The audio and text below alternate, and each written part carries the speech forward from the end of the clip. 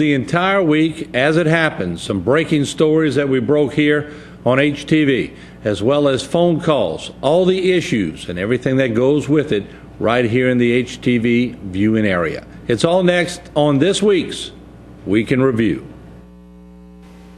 Deep in the heart of the bayou, we are gathered here tonight. Now it's time for action, 'cause our lives are on the line. Tonight we'll do our very best to break through all the bureaucratic mess. The time has come tonight, 'cause it's bayou time. Show what Louisiana's all about.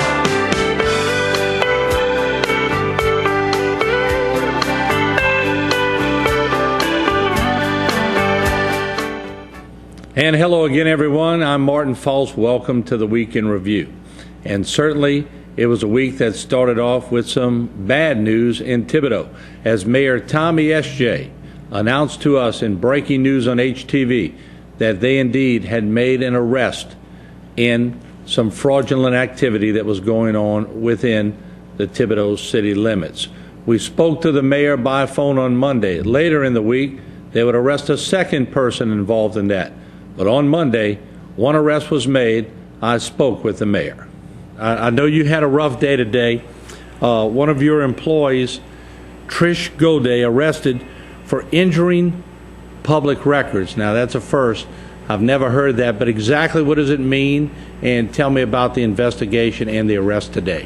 Well, certainly probably the most unpleasant thing I've had to do since taking office back in December, but to make a long story short, we had suspicion of one of our employees who was actually receiving payments from individuals who had been assigned community service work, either through city court or through the 17th Judicial District Court system, and actually taking payments in lieu of them actually performing their community service work. So, in essence, they submitted falsified records back into the court system, stipulating that these individuals had performed their community service, and in essence, this individual had received payments in order to do that. So basically lying on the time card, so to speak. So to say, right. These individuals weren't employees, but they were individuals who had been, I guess, convicted in city court or 17th District Court, and part of their sentence was to perform a certain number of hours of community service, and then they were assigned to our Parks Department to perform that service. How did you all suspect that this was going on? Was there an internal investigation, or did somebody give you a tip-off, or how did you actually find out it was going on? Well, actually, I mean, again, it was an employee that gave us some information that I guess made us suspicious of the instance. In further investigations that carried on, which is again still ongoing, we found out that this individual did do that. Again, they had acquired, the police department, Chief Severi and his CID division acquired enough evidence and obtained an arrest warrant from Judge Chasson, and actually made the arrest today. At this point in time, it began with one count. At this point in time, she's been booked on 17 counts. Extremely disappointed. When it's one of your own. That happens, it is extremely. The most disappointing part is that, it shakes our public's confidence in our employees and our public employees, which is really disappointing to me. Because, the vast number of our employees of the city of Thibodaux are outstanding individuals. This certainly doesn't reflect on what we do day in and day out, but these things do happen. We've always made a commitment since taking office of being transparent. So we wanted the public to know what happened, and within less than 60 days, we actually moved from finding out that this may have occurred to actually making an arrest. So, we did our due diligence on our end, and if this happens, if the investigation happens to uncover any other wrongdoings, we will certainly prosecute those individuals. Also, if we found there was any wrongdoings other than this one person. Once again, later in the week, another arrest was made. We'll have that later on in the Week in Review. But also, on Monday night, Michel Claudet was on the desk. He makes his monthly visit to HTV in order to take phone calls and tell the audience about some of the activities and some of the new, roads and bridges that are being installed, and to just generally give an idea to the public of what's going on. Here's some of the phone calls and conversation as it happened on Monday. We got to start off with the flooding situation, the riverine system. A lot of work went into it. It didn't happen, not because we wanted it to happen, because of projects that worked. So government gets an A+ on this one. Tell us what happened and how you feeling now about it. And Martin, what you have to realize, when we had all the flooding in 1973, the level at Morgan City and the Atchafalaya was 10.53 feet. On this event, it actually got up only to 10.32 feet, but that's just a little bit of difference between it. And we had massive flooding in 1973. A lot of things went in our favor. The drought, the fact that they started closing the bays in the Morganza, and that barge at Bayou Chene was major. We also had a floodgate at Gibson, and we closed that right away. And with all the other work that we did, we were certainly prepared. But you know how it is, whenever you're prepared, something doesn't happen. Right. And I think that was it. But most people believe, like, the water didn't come. The water did come. It was 10.5 feet in 1973 at Morgan City. It got to be 10.3 feet in Morgan City. And so basically the water was there.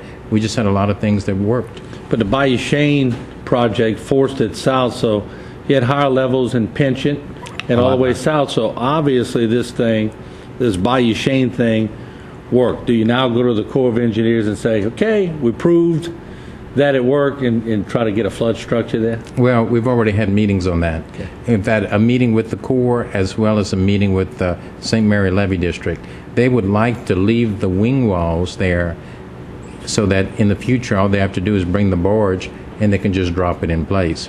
That's what the request is.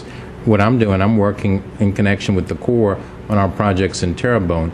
And Bill Hidalgo and the St. Mary Levee District done a wonderful job. He informed us the other day that the project only, and I say only, it ran about $6 million. But if you would have thought with all the damage that could have been done to Morgan City, Stevensville, Terrebonne Parish, truly, that was pennies in connection with that. That $6 million was a drop in the bucket to what could have happened.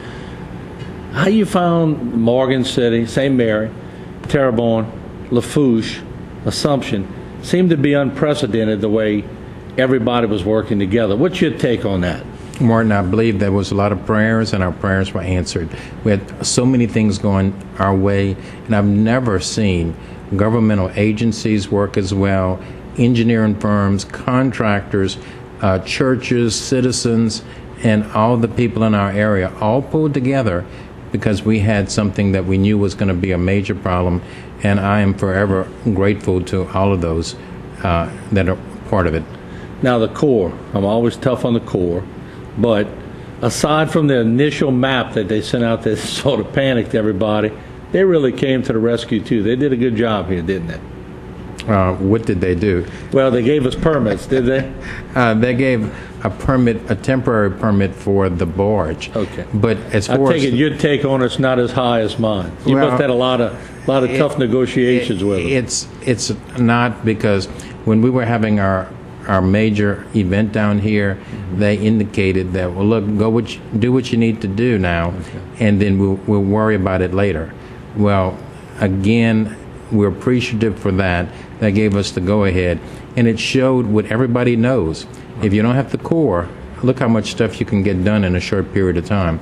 And, of course, now we're going to be working later to try to put all the pieces together and hopefully maintain a lot of the infrastructure that we put up. And I'll ask you that question in a month, because I sense that you've been having a lot of talks with the Corps, so maybe there's some things that we don't know that's taking place by phone. All right, not only with the Corps, but with congressional people, to try to maybe position ourselves in such a manner that not only will we get a higher reimbursement than 75-25, but that we'll be able to maybe maintain some of these improvements. All right, there you saw it as it happened on Monday. We're going to take a break, and then also when we come back, we're going to show you an interview with Dr. Craig Walker, who was a guest on our program. But as we go to the break, once again, we remind you here at HTV that our web page has been refurbished. Ms. Harley Cortez is doing a great job on the HTV 10 website. That's all she does is update the web page and get it ready. So every day, changing news, press releases, and new video from Bayou Time and breaking news will be on the HTV10.tv web page. And don't forget, if you are evacuating for any reason or you are out of town and want to check up on HTV, you can hit the live programming and it'll bring you right to the programming as you see it. You give it a second, there it is, live programming as it is airing on HTV. You can push the button and see it and keep up with all the local news. We'll be right back with more of the Week in Review.